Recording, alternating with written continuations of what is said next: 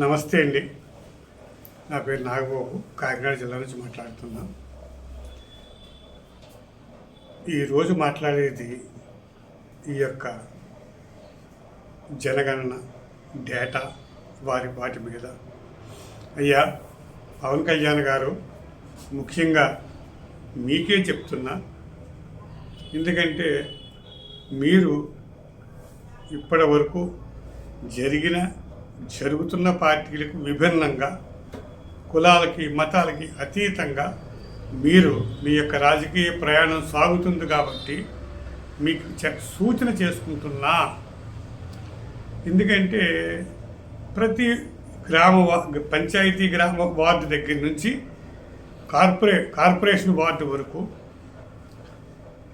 ఆ వార్డులో ఎన్నికలు జరుగుతుంటే అధికార పార్టీ, అపోజిషన్ పార్టీ రెండు లిస్టులు పట్టుకొని, గ్రామానికి మహా ఉంటే 10 మంది ఉంటారు, 15 మంది ఉంటారు, వార్డుకి అయితే 5 ఉంటారు, 10 మంది ఉంటారు.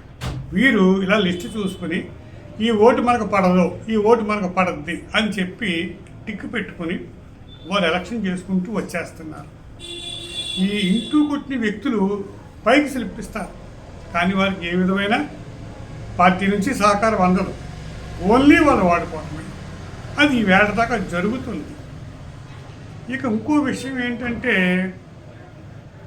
ఒక వార్డులో, మా కాకినాడలో తీసుకుంటాను, ఎక్కడికో పోయి చెప్పడం కూడా వేస్ట్.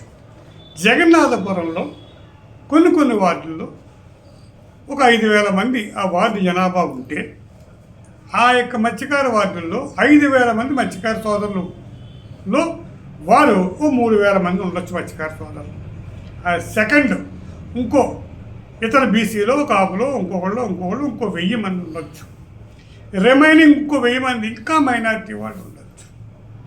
ఈ అత్యధిక జనాభా ఉన్న బీసీ సోదరులు మానేసి అదే లాస్ట్ 1,000లో ఒక మైనారిటీ బీసీకి అక్కడ సీట్ ఇస్తే ఈ మెజారిటీ బీసీ సోదరులకు కానీ, ద్వితీయంగా ఉన్న ఓసీ సోదరులకు కానీ ఈ అవకాశాలు రాకుండా, అది రిజర్వేషన్ పేరట అవ్వచ్చు, ఇంకోటి అవ్వచ్చు, వారికి అనుకూలంగా ఉండటం కోసం వారికి ఇచ్చి ఇప్పుడు దాకా రాజకీయం చేస్తున్నమాట జగమెరిగిన సత్యం. ఎక్కడ ఎక్కువ జనాభా ఉంటే అక్కడ వారికి ఇవ్వరు, అక్కడ మైనారిటీకి ఇస్తారు. అంటే ఆటోమేటిక్గా ఈ మెజారిటీ వ్యక్తులు ఓటేయటానికి వచ్చే వాళ్ళకి నిరాశ పరోక్షంగా కల్పించి ఆ ఓటుని చంపేస్తున్నారు. అందులో వీడికి 10 ఓట్లన్నీ, ఇది 12 ఓట్లన్నీ ఫిల్టర్ చేసేస్తున్నారు. అంటే పరోక్షంగా భావస్వేచ్ఛ, ఓటేయాలని అంబేద్కర్ గారు ఇచ్చిన అవకాశాన్ని కూడా వీళ్ళు చంపేస్తున్నారు. అదేవిధంగా ఇంకో విషయం ఏంటంటే, మా గోదావరి జిల్లాల్లో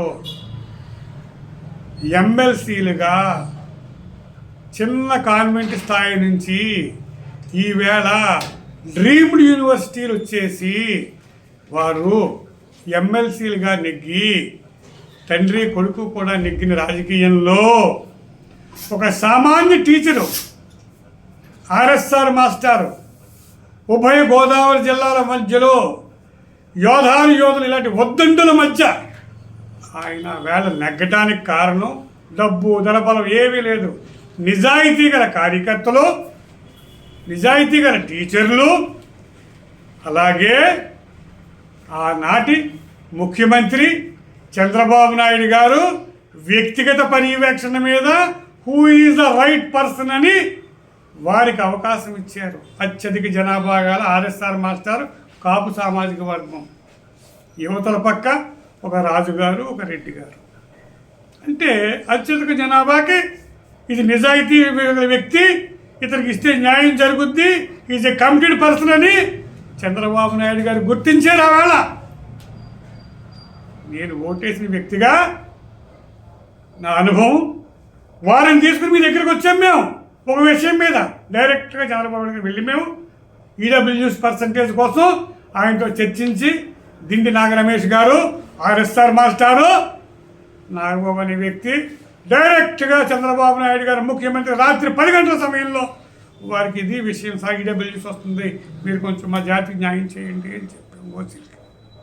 అలాగే ఈ డేటా క్లియరెన్స్లో మనం పర్ఫెక్ట్గా చేయించి డేటా చేయించి ఆ డేటా చేసేటప్పుడే ఈ ఐపీ నెంబర్లు అవి అన్నీ సెట్ చేసేసి నాకు కరెక్ట్గా ఆ యొక్క టెక్నికల్ ఓట్ రాకపోవచ్చు, టెక్నికల్ ఓట్ చేయించి నా ఓటు వ్యక్తి కంప్యూటర్ ఆన్ చేసి చేస్తే వెంటనే అల్లారం కొట్టేయాల ఎవడు ఓపెన్ చేస్తున్నాడు అని. దానివల్ల దొంగోట్లు పోతాయి, ఇతర దేశాల ఓట్లు పోతాయి, ఒకే పేరు మీద 10 ఓట్లు పోతాయి. క్లియర్ కట్గా మీ జన సైనికులు నిజాయితీ పరులు, మీ మాటే వారికి వేదం, వారు దేనికి లొంగరు, వారు లొంగేది పవన్ గారి మాటకే. మీరు కులాలకి మతాలకి అతీతంగా మీరు చేస్తున్నారు కాబట్టి ఈ విధమైన డేటా మీరు పర్యవేక్షణలో చేయిస్తే సింపుల్గా మీకు చెప్తున్నా, ఒక రాయలసీమ తీసుకుని ట్రయల్ బేస్గా చేయండి లోకల్ బాడీస్లో. నిజాయితీ ఏంటో నేను చెప్పింది వాస్తవం మీకు బయటకు వస్తుంది. ఎందుకంటే ఎవరికెంతో వారికి అన్ని అవకాశాలను ఉంటే, ఎప్పుడో శ్రీకృష్ణదేవరాయల టైంలో రాసులు పోసమ్మి ప్రతి జనాభా ఎంతో హాయిగా రాజుగారు పరిపాలించేవారట. కూటమి గవర్నమెంట్లో ఈవేళ ముఖ్యమైన రోల్ మీరు చేస్తున్నారు కాబట్టి ఇలాంటి కార్యక్రమాలు చేస్తే మీరన్న 15 ఏళ్ళకి ఇది పునాది అవుద్దని మనస్ఫూర్తిగా కోరుకుంటూ మీ నాగబాబు.